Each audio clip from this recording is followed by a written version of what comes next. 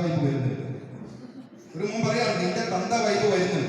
ഇവർക്ക് എന്നെ അറിയില്ല, ഞാൻ ഇങ്ങനെ നടക്കുന്ന ആരെന്താന്ന് അറിയില്ല. അടുത്ത ആളെ അപ്പൊ ഞാൻ അടുത്ത ആളെ കാണുന്ന പോലെ ഇങ്ങനെ കമന്റ് പറയും. അപ്പൊ ഞാൻ അവിടെ വെറുതെ ഇരിക്കുന്ന പോലെ ഇരുന്നിട്ട് ഞാൻ വെറുതെ ആ മോനോട് ചോദിച്ചു, അതാരാണത്? ഞാൻ ഇവിടെ എന്താ പഠിക്കുന്നത്, എത്ര ഫീസ് ഉണ്ട്? അപ്പോൾ പഠിച്ചിറങ്ങുമ്പോൾ 8 ലക്ഷം. ഞാൻ ചോദിച്ചു ആരാണത് പഠിക്കുന്നത്? കാരണം തന്താവായിരുന്നു പറഞ്ഞാൽ ആരാണ് ഈ ഫീസ് കൊടുക്കുന്നതെന്ന് ചോദിച്ചപ്പോൾ പറയുന്നത് കാരണം. ഓക്കെ, ഞാൻ ഒന്നും പറഞ്ഞില്ല, കുട്ടിയോടൊന്നും പറഞ്ഞില്ല. തിരിച്ച് ഞാൻ ഈ അച്ഛൻ നടക്കുമ്പോൾ ഞാൻ പറഞ്ഞപ്പോഴാണ് ഇവർക്ക് ഈ കുട്ടികൾക്ക് നമ്മുടെ കുട്ടികൾ പറയുകയാണ് ആരാണ് ഇവരെ കൊണ്ട് ഇത് പറയിപ്പിക്കുന്നത്? ഈ ലഹരി മാഫിയ. എന്നിട്ട് എന്താ പറയുന്നത്? ഇപ്പൊ സർക്കാരിന് കത്ത് കൊടുത്തിരിക്കുകയാണ്, ന്യൂട്രാലിറ്റിയുടെ പ്രസിഡന്റ് സെക്രട്ടറിയും കൂടി. എനിക്ക് മക്കളുണ്ട്, 3 മക്കളുണ്ട്. എന്റെ മക്കൾക്കൊന്നും 18 വയസ്സായിട്ടില്ല.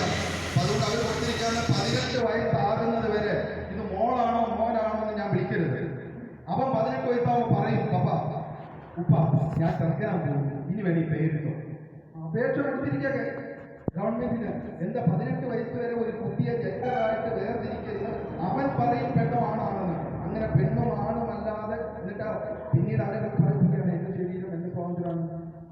ഇവിടെയാണ് ഗാന്ധിജിയുടെ സ്വാതന്ത്ര്യത്തെ കുറിച്ച് നമ്മൾ മനസ്സിലാക്കുക. ഗാന്ധിജി എന്താണ് സ്വാതന്ത്ര്യം എന്ന് ഓർക്കുക. ഇനി അതിനേക്കാൾ വലിയ സംഗതി കൂടെ പറഞ്ഞ ഗാന്ധിജിയുടെ ലഹരി എന്നത് എങ്ങനെയാണ് ഗ്രാമങ്ങളെ ഇല്ലാതാക്കുക, എന്റെ കുടുംബങ്ങളെ ഇല്ലാതാക്കുക. അത്ര ശ്രദ്ധ നിങ്ങൾക്ക് വേണം നിങ്ങളുടെ മക്കളുടെ കാര്യത്തിൽ. ഞാൻ പറയുന്ന 18 വയസ്സ് വരെ ഒരു ദിവസം ഹരിതകർമ്മസേനയുടെ പണിക്ക് പോകണ്ട, സ്കൂളിലേക്ക് പോകാം. മാസത്തിൽ 2 തവണ ഉറപ്പാണ്. ഇല്ലെങ്കിൽ നിങ്ങൾ കരയേണ്ടി വരും. അങ്ങനെ പോണ ഒരു പിതാവിനും മാതാവിനും തന്റെ മക്കളെ ഉറക്കു കഴിഞ്ഞ് ചങ്ക് പൊട്ടി മരിക്കുന്ന 20 ദശലക്ഷം ആളുകളാണ് 30 വയസ്സിൽ താഴെ ലോകത്ത് ഒരു വർഷം ഹൃദയം പൊട്ടി മരിക്കുന്നത്. ഹൃദയം പൊട്ടി മരിച്ചു വീഴുക. ആരോഗ്യമില്ല ഹൃദയത്തിന്. ഹൃദയം തലച്ചോറ് വൃത്തിക്ക് ഇരുന്നില്ലെങ്കിൽ ഒരു കാര്യമില്ല. അതുകൊണ്ട് നന്നായിട്ട് 8 മണിക്കൂർ ഉറങ്ങുക ചെയ്യണം. മാസത്തിൽ 2 തവണ പ്രവർത്തിക്കണം. എനിക്ക് എന്റെ കൊച്ചിനെ കാര്യം ഞാൻ ഇനി വരുന്നില്ല. ഇവിടെയുള്ള ജീവനക്കാരോട് എനിക്ക് പറയാനുള്ള ലോകോപ്പ് എടുത്ത് അവധി എടുത്തിട്ടാണെങ്കിൽ കൊച്ചു സ്കൂളിൽ പഠിക്കുമ്പോൾ മാസത്തിൽ 2 തവണ വൈകിട്ട് വരുമ്പോൾ സ്വീകരിക്കാനുണ്ടാവും, ഒന്നിച്ചിരുന്ന് ഉണ്ണാനുണ്ടാവും. കേരളത്തിലെ ടീനേജിൽ പഠിക്കുന്ന പെൺകുട്ടികൾക്ക് ഏറ്റവും വലിയ അപകടം കാരണം എവിടെയാണ്? എവിടുന്നാ വിചാരിക്കും? പള്ളികൂടത്തിൽ പോകുമ്പോഴോ മാർക്കറ്റിൽ പോകുമ്പോഴോ സിനിമയ്ക്ക് പോകുമ്പോഴല്ല, തന്റെ വീട്ടിൽ ഉറങ്ങാൻ പോയതിന് ശേഷമാണ് ടീനേജിലെ പെൺകുട്ടികൾ ഈ യന്ത്രം ഉപയോഗിച്ച് അപകടത്തിൽ വീഴുന്നത്. അനുഭവമാണ് ഈ പറയുന്നത്, എക്സ്പീരിയൻസ്. എന്നിട്ട് കൈയും കാലും കഴിക്കും. 2.5 മാസം ഒരു ചെക്കൻ, 4 കേസിലെ പ്രതിയായ ഒരു ചെക്കൻ തന്റെ മകളുടെ കൂടെ ആഴ്ചയിൽ 2-3 ദിവസം വന്ന് അപ്സ്റ്റേറിലുള്ള മുറിയിൽ താമസിച്ച് മടങ്ങി വെളുപ്പിനെഴുന്നേറ്റ് മടങ്ങിപ്പോയിട്ട് ഈ അച്ഛനമ്മ അറിഞ്ഞില്ല. 2.5 മാസം ലോകത്തുള്ള മുഴുവൻ മയക്കുമരുന്നും ആ പെൺകുട്ടിയെ കൊണ്ട് അവൻ ഉപയോഗിച്ചു. അത്തരം 4 പെൺകുട്ടികളുണ്ട് അവന്. ഓരോ പെൺകുട്ടി വിചാരിച്ചിരിക്കുന്നത് ഇയാൾ എന്റെ മാത്രമാണ്. അങ്ങനെ 4 പെൺകുട്ടികളുണ്ട്.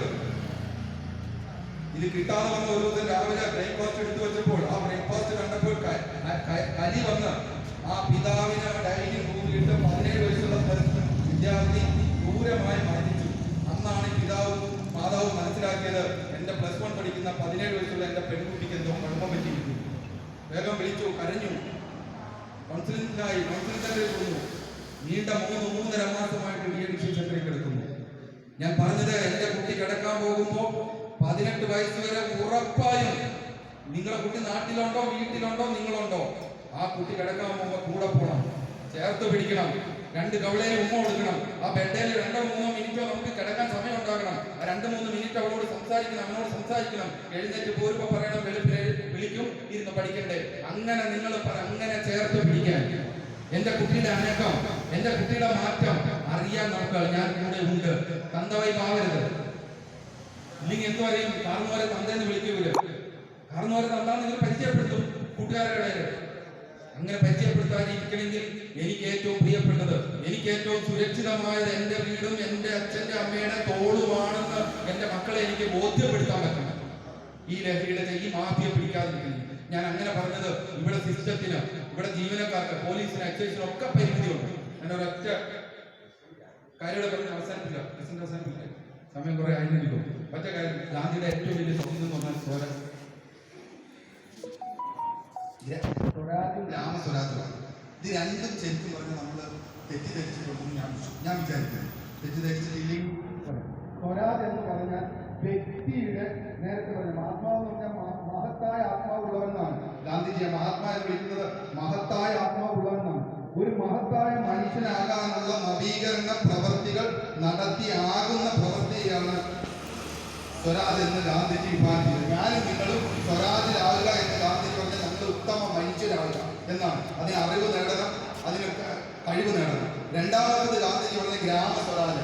ഈ ഉത്തമ മനുഷ്യരെ കൂടിച്ചേർന്നുള്ള സേവന സന്നദ്ധ പ്രവർത്തനം വഴി ഒരു ഗ്രാമത്തെ സമ്പുഷ്ടമാക്കുന്ന പ്രക്രിയയാണ് ഗാന്ധിജി ഗ്രാമ സ്വരാജ് എന്ന് പറഞ്ഞത്. നമ്മുടെ പഞ്ചായത്ത് ഉണ്ടാക്കി ഗാന്ധിജി പഞ്ചായത്തിന് ഉദ്ദേശിച്ച ഗ്രാമ സ്വരാജ് ഉദ്ദേശിച്ചത് ഈ പ്രവൃത്തിയാണ്. നല്ല മനുഷ്യർ കൂടി ചേർന്നിട്ടുള്ള പ്രവൃത്തിയാണ് ഒരു ഗ്രാമപഞ്ചായത്തിൽ നടക്കേണ്ടത്. അങ്ങനെ ഒരു ഗ്രാമ സ്വരാജ് ആകണം. അതിനെന്തെതിരാണ്? ലഹരി എതിരാണ്. അതുകൊണ്ടാണ് ഗാന്ധിജി പറഞ്ഞത്, നിങ്ങൾക്ക് സ്വാതന്ത്ര്യം കിട്ടിയെന്ന് നിങ്ങൾ ഉറപ്പിക്കണോ, നിങ്ങൾ വിശ്വസിക്കുന്നോ എങ്കിൽ നിങ്ങൾ ലഹരി നിന്ന് ഉള്ള സ്വാതന്ത്ര്യം നേടണം. ഇതാണ് ഞങ്ങൾ ഈ ദില്ലി പോകുമ്പോഴുള്ള ഒരൊറ്റ അനുഭവം ഞാൻ അവസാനിപ്പിക്കുക. ഈ പോലീസും എക്സൈസും എല്ലാം മക്കളെ നന്നാക്കിയിട്ട് അറിയാൻ വേണ്ടിയിട്ട് അവിടെ സാറന്മാർ പോകും. അതേ സേഫ്റ്റി സാർ ഇവിടെ ഇരിപ്പുണ്ട്, ഇവിടെ റിട്ടയർഡ് ഇൻസ്പെക്ടറാണ്, ഒരുപാട് അനുഭവമുള്ള ആളാണ്. നിങ്ങളിടയ്ക്ക് ചോദിച്ചാൽ ഇങ്ങനെ പോകുമ്പോൾ അതിപ്പോൾ നമുക്കറിയാം എറണാകുളത്തൊക്കെ നമ്മൾ വലിയ പ്രയാസത്തിലാണ് കുട്ടികൾ. പെൺകുട്ടികളെ കാണുമ്പോൾ നമുക്ക് ആദ്യം യൂണിഫോമിലാണെങ്കിലും നമ്മുടെ ആദ്യം വരുന്ന വികാരം, ഞാനൊരു അച്ഛനല്ലേ, എനിക്കൊരു മോളുണ്ട്, ഞാനൊരു ചേട്ടനല്ലേ, എനിക്ക് രണ്ട് സഹോദരിമാരുണ്ട്. ഈ വികാരത്തിലൊക്കെ ഇവരോട് ആദ്യം സംസാരിക്കുക. ഞാൻ പെട്ടെന്ന് അവസാനിപ്പിക്കുക. രാത്രി 2:45 ഒരു ആൺകുട്ടിയും പെൺകുട്ടിയും വളരെ മോശം പരിസ്ഥിതിയിൽ രാത്രി ഈ വണ്ടിയുടെ മുന്നിൽ പെടുന്നു. വണ്ടി നിർത്തി വേറെ CI അച്ഛനായിട്ട് സംസാരിച്ച് മോളെ എവിടെ പോയതാണ്, നിങ്ങൾക്ക് നിൽക്കാൻ പറ്റുന്നില്ലല്ലോ, നന്നായിട്ട് ഉപയോഗിച്ചിട്ടുണ്ട്, കയ്യിൽ സിഗരറ്റ് ഉണ്ട്, സാറ് പറഞ്ഞു ഇങ്ങനെയൊക്കെയാണ്, എവിടെയാണ് പഠിക്കുന്നത്, ഹോസ്റ്റൽ എവിടെയാണ്, വീട് എവിടെയാണ്, വളരെ മോശം, ഇങ്ങനെ പോയ ജീവിതം പോകില്ല എന്നൊക്കെ പറഞ്ഞ തന്താവായിട്ട് സംസാരിക്കുക. അത് കഴിഞ്ഞ് എല്ലാം കഴിഞ്ഞ് അച്ഛനാണ് കേരളത്തിൽ എല്ലാം കഴിഞ്ഞ് അധ്യാപനക്കാരായിട്ട് പോലീസായിട്ട് പറഞ്ഞു, സാറ് പറഞ്ഞു പൊതുസ്ഥലത്ത് പുക എടുക്കാൻ പാടില്ല, എന്നറിയാൻ പാടില്ലേ, വേറെ ഒന്നും ഒന്നേരം കുട്ടികൾ എല്ലാം പറഞ്ഞു കഴിഞ്ഞപ്പോൾ ഈ സിഗരറ്റ് ആ കുട്ടിയിട്ട് ചവിട്ടി കെട്ടി കളഞ്ഞു. അപ്പൊ ഈ ചെറുക്കൻ പുറകോട്ടും